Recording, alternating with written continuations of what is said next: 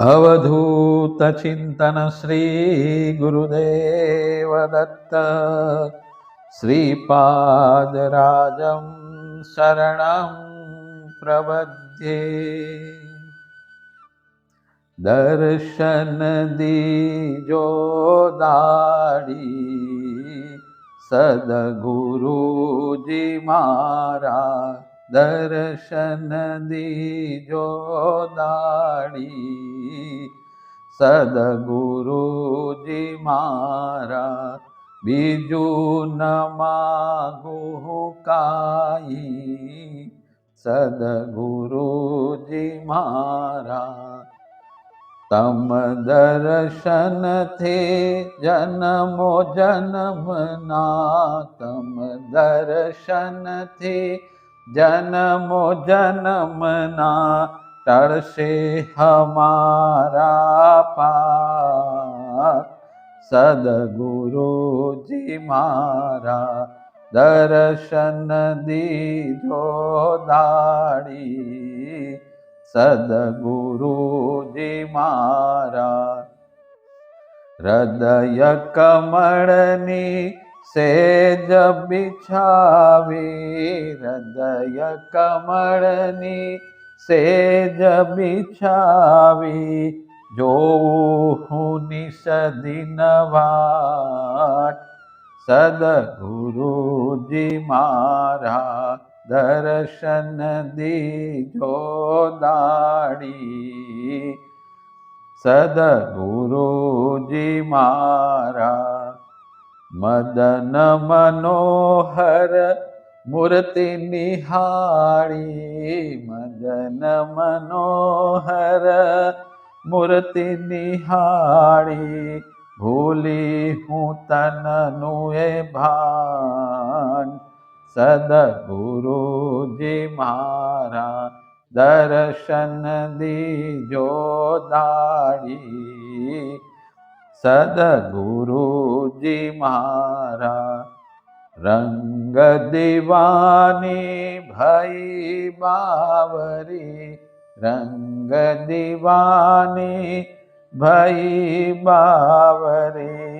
राखो चरणनी माय सद्गुरुजी मारा। दर्शन दीजो दाड़ी सद्गुरुजी मारा। बीजू न मागू काई सद्गुरुजी मारा। 52 गुरुवारे नितनेम करे पाठ 52 सप्रेम। श्री दत्त प्रभुने गुरु આપણે કહીએ છીએ। ગુરુ એટલે શ્રેષ્ઠ, એટલે અઠવાડિયામાં શ્રેષ્ઠ ગુરુવાર છે। તેમાં આપણે શ્રી દત્ત ભગવાનની પ્રાર્થના કરીએ તો તે ઉપાસના શ્રેષ્ઠતમ બને છે। પરમ પૂજ્ય બાપજીએ ગુરુવારે 52 વખત શ્રી દત્તમાવનીના પાઠ કરવા જણાવ્યું છે। પાઠ કેવી રીતે કરવા? તો સપ્રેમ એટલે કે 52 વખત શ્રી દત્તમાવનીને આર્ત બનીને પોકારવાથી, પ્રેમ જળેથી નવડાવવાથી શ્રી દત્ત પ્રભુ ખૂબ જ પ્રસન્ન થાય છે। ગુરુવાર શ્રેષ્ઠ વાર છે।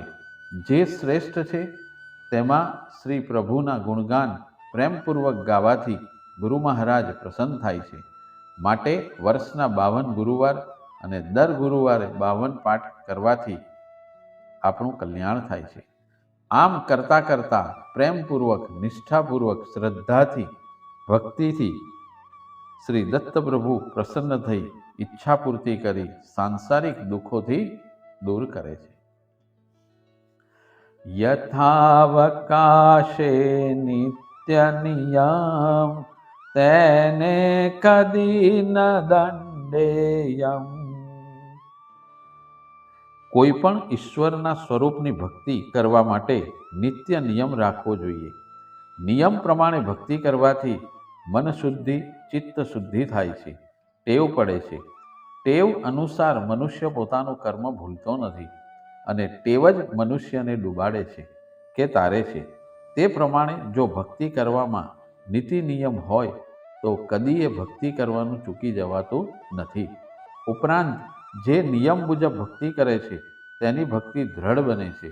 ઈશ્વર પણ નિયમ મુજબની ભક્તિથી ખુશ થાય છે, કારણ ઈશ્વરને નિયમ મુજબની ભક્તિ ખૂબ જ પ્રિય છે. પાઠ કે અનુષ્ઠાન કરવામાં સાધકે પ્રથમ પોતાની શારીરિક શક્તિ જોઈ નિયમ પ્રમાણે ભક્તિ કરવી. એક જ સ્થાને એક જ સમયે શ્રદ્ધા પ્રેમપૂર્વકની ભક્તિનો પોકાર ઈશ્વર નજદીકથી અને જલ્દીથી સાંભળે છે. એક જ સમય સ્થાનથી સાધકની એકાગ્રતા પણ જલ્દી આવે છે, અને એકાગ્રતા પ્રાપ્ત થાય ત્યાં પ્રભુ દૂર રહી શકતા નથી. મનની એકાગ્રતા દ્રઢતાપૂર્વકની ભક્તિ સાધકને પ્રભુ પ્રાપ્તિમાં વિલંબ થતો નથી. આનાથી વિક્ષેપ પણ સાધનામાં પડતો નથી. જે મંત્ર જાપ બોલવાના હોય તેમાં પણ સુસ્વર સ્પષ્ટ ઉચ્ચાર, મનની એકાગ્રતા ખાસ આવશ્યક છે. આ બધું હોય ત્યાં ઇન્દ્રિયો બહિર્મુખ જ છે, તે આંતર્મુખ થતાં સાધનમાં આનંદનો આવિર્ભાવ થાય છે, અને ત્યારે જ સાધક સાધન અને સાધ્યનું એકત્વ પ્રાપ્ત થાય છે. અર્થાત જન્મ મરણ ટળી જાય અખંડ આનંદની પ્રાપ્તિ થાય છે. અહીંયા યથાવકાશે શબ્દ અત્યારના કળિયુગમાં સાંસારિક ઉપાધિમાં અટવાતા મનુષ્યોને પ્રભુ સ્મરણ માટે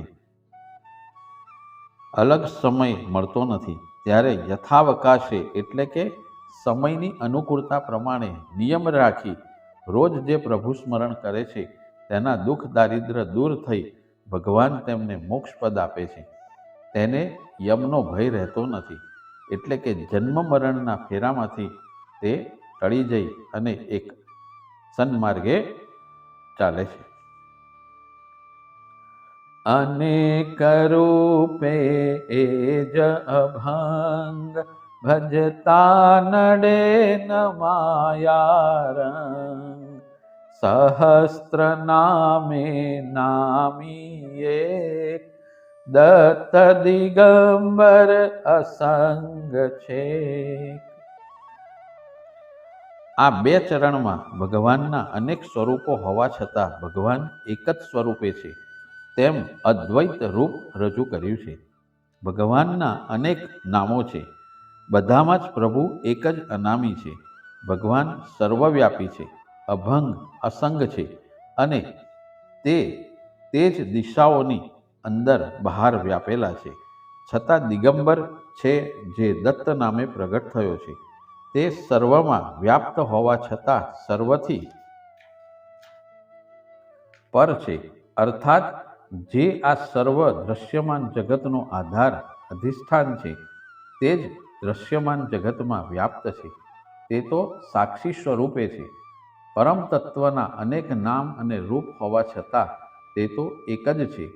જ્યારે અનેકમાં એકની અનુભૂતિ થાય ત્યારે જ અભય આનંદ સાધકને પ્રાપ્ત થાય છે.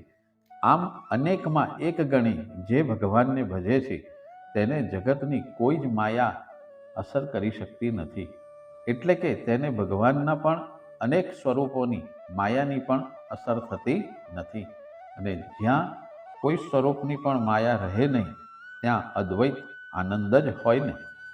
શ્રી દત્તબાવનીના કરેલા સાત્વિક વૃત્તિથી એક ધારા અને શ્રદ્ધા વિશ્વાસને નિષ્ઠાપૂર્વકનું અનુષ્ઠાન ફળ અનિવાર્ય અને આત્મા આનંદી છે.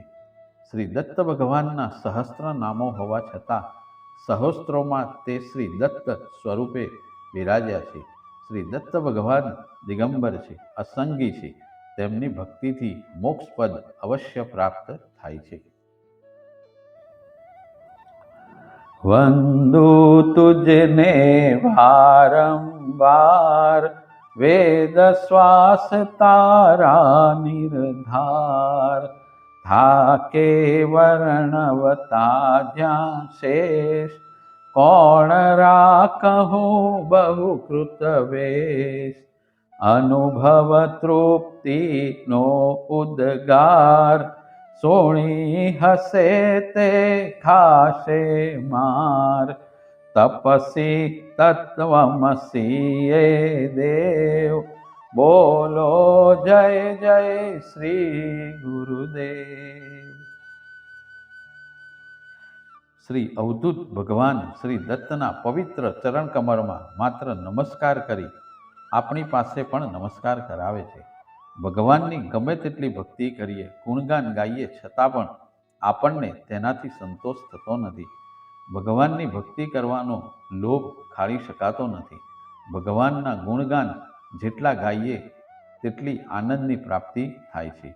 છેવટે વંદન કરી દાસભાવથી ભગવાનના ચરણારવિંદમાં અહંકારને અર્પી દઈને ભગવાનની ભક્તિ કરવી.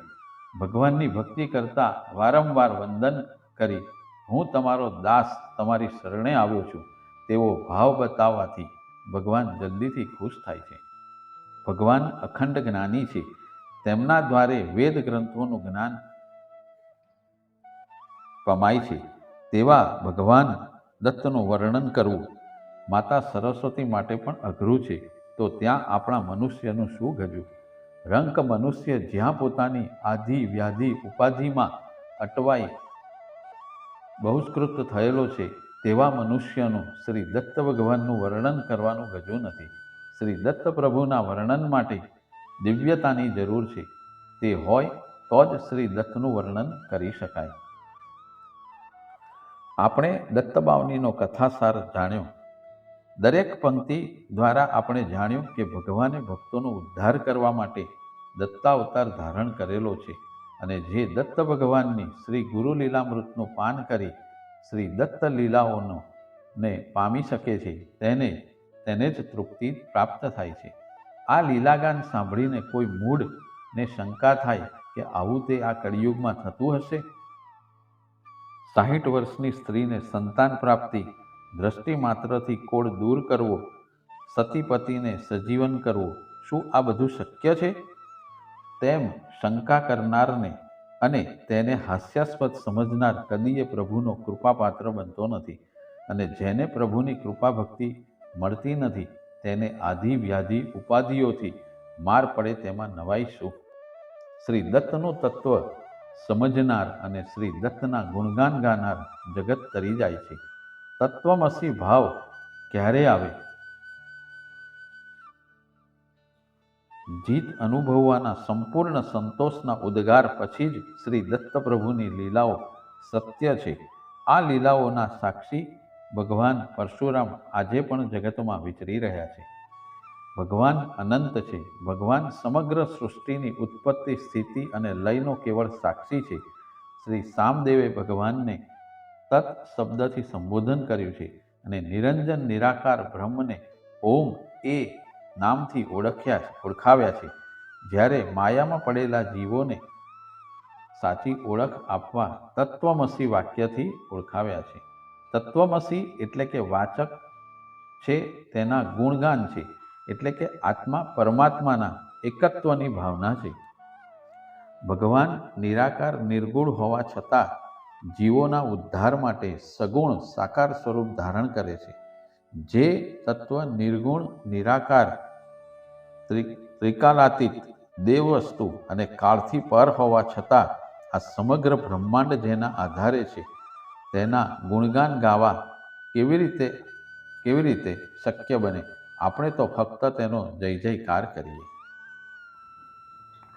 શ્રી દત્તબાવનીની શરૂઆત બ્રહ્મવાચક જય શબ્દથી છે અને ઉપસંહાર પૂર્ણાહુતિ તત્પદ વાચક જય શબ્દથી જ છે. આમ કાવ્યની શરૂઆત અને પૂર્ણાહુતિ બ્રહ્મવાચક શબ્દથી થાય છે. તે અવર્ણનીય સુખ પ્રાપ્ત કરાવે છે. શ્રી ગુરુદેવ દત્ત એટલે કે શ્રી ગુરુ તે જ દત્ત ભગવાન દેવ છે. આમ દેવ અને ગુરુના એકત્વનું સૂચક છે. શ્રી શબ્દ કલ્યાણ, શોભા, સંપત્તિવાચક પણ છે. આમ શ્રી એટલે કલ્યાણકારી શ્રી ગુરુદેવ પોતે જ દત્ત સ્વરૂપ છે. આમ શ્રી ગુરુદેવ દત્ત દ્વારા ગુરુમાં અનન્ય નિષ્ઠા રાખવાની છે. જેનામાં ગુરુ પ્રત્યે પ્રેમ, નિષ્ઠા, શ્રદ્ધાપૂર્વકની ભક્તિ છે તે શ્રી દત્ત ભગવાનના સાક્ષાત દર્શન કરી મોક્ષપદ પામે છે. છેલ્લી પંક્તિ દ્વારા ગુરુને ઈશ્વર સમાન ગણી ગુરુની ભક્તિ કરવાનું સૂચન છે. શ્રી દત્તબાવનીના પ્રસંગો જોતા ભગવાન વાત્સલ્ય મૂર્તિ છે. ભગવાન શક્તિશાળી છે. તે અશક્યને શક્ય કરે છે. ભગવાનની અચિંત્ય શક્તિ વીર્યના પ્રકટીકરણ દ્વારા બ્રહ્મ રાક્ષસ, ઉન્મત્ત બ્રાહ્મણો અને અંત્યજ દ્વારા વેદો બોલાવવા તે બધું જોવા મળે છે. અન્નપૂર્ણા જોડી સ્વરૂપે શ્રી દત્તના ખભે પૃથ્વીરૂપી જોડી છે, જે સર્વનું પાલન કરે છે. ભગવાન જ્ઞાનથી ભરેલો છે. તે ભક્તોને આપેલા ઉપદેશો પરથી ખ્યાલ આવે છે. ભગવાનની લીલાઓ દ્વારા શ્રી તેમને આધીન છે તે જણાય છે. છતાં ભગવાન મોહરહિત દિગંબર છે. ભગવાનને ઉત્પત્તિમાં મોહ નથી, પાલનનું અભિમાન નથી અને લયનો શોક નથી. આમ શ્રી દત્તબાવની એ ભગવાનની ષોડશોપચારે વાચક કોઈ ઇષ્ટ ફળ આપનારી છે. સાધના જેમ જેમ ઉત્કૃષ્ટ થતી જાય તેમ તેમ મનની સ્થિરતા, એકાગ્રતા સિદ્ધ થવાથી ચિત્ત સાધનમય બની જતા સ્તોત્ર મંત્ર બની જાય છે અને મન મંત્રમય બનતા સાધકની દરેક પ્રવૃત્તિ મંત્રમય બની જાય છે અને જીવન સાધનમય બની જાય છે. શ્રી દત્તબાવની એ જીવન મરણના ફેરાને ટાળનારી છે. પૂજ્ય રંગઅવધૂત મહારાજે શ્રી દત્તબાવનીમાં ભગવાન દત્તાત્રેયની લીલાઓના ગાન કર્યા છે. એ કેવળ 3 મસ્તક અને ષડભુજધારી માનવ નથી, પણ એ તો તત્વમસી પદના તત્પદનું સ્વરૂપ છે. દત્ત પુરાણમાં કહ્યું છે કે શ્રી દત્તોપાસના એટલે ઓમકારની 3 માત્રા. પૂર્ણ બ્રહ્મનું નામ તે દત્ત. દત્ત શબ્દનો ઉચ્ચાર કંઠથી હોઠ સુધી 5 સ્થાનોથી થાય છે. આ રીતે તે પૂર્ણ છે. દત્તબાવની એક વૃક્ષ છે. તેની પહેલી પંક્તિ એ પુષ્પ છે. તેની 2 થી 6 એ શાખા છે.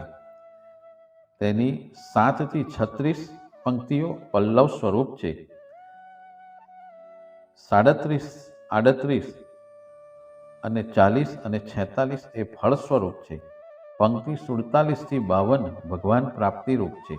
આમ દત્તબાવની એક મહાન મંત્ર છે. ઓમકારમાં ઓમકાર 52 અક્ષરોનું ઉદ્ગમ સ્થાન ઓમ છે.